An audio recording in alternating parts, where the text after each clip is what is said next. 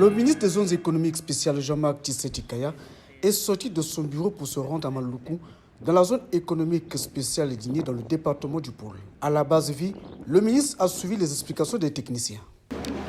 Avec tout ça, nous avons pensé à faire un planning qui est concordant aux infrastructures. Donc toute cette partie, c'est une partie qui est... À Maluku, on supervise, on vérifie que l'entreprise travaille dans les règles de l'art, qu'elle respecte toutes les normes, que tous les matériaux sont mis comme il faut, et dans un souci de qualité.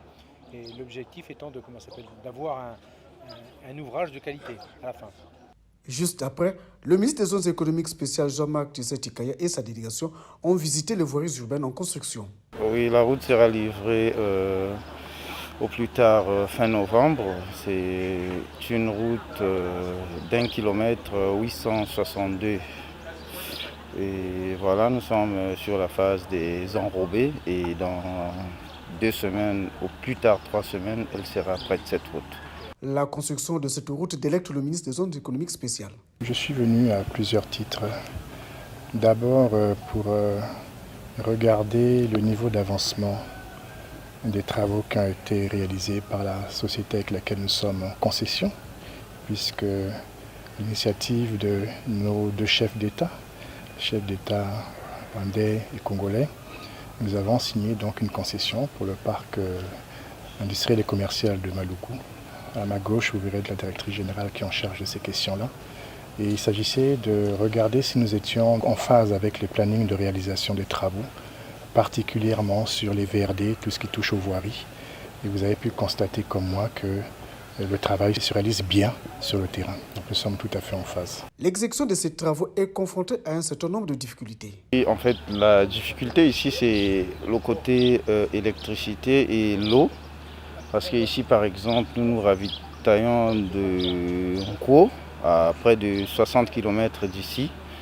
Et l'électricité, vous avez remarqué, nous avons 2 générateurs de l'autre côté là-bas qui fonctionnent 24 heures sur 24. Ce qui veut dire c'est une grande quantité de carburant par jour et c'est pas facile. Notre force, c'est le mental et le professionnalisme, c'est ça qui nous pousse à aller un peu plus en avant.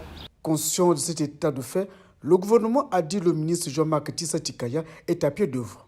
La deuxième chose, c'était de venir toucher du doigt les difficultés que rencontre cette entreprise sur le terrain, difficultés administratives, difficultés avec les anciens partenaires qui étaient sur le terrain, mais particulièrement ce parc souffre d'un manque d'énergie. Il m'a déjà été donné de le dire et donc je le répète, le gouvernement travaille d'arrache-pied justement pour qu'une énergie de qualité dédiée arrive sur ce parc industriel et commercial, condition sine qua non pour que l'ensemble des usines ici puissent redémarrer et donc créer de la valeur, créer de l'emploi, créer de la richesse. Donc ça, c'est la deuxième chose. C'est pour ça que nous sommes arrêtés justement.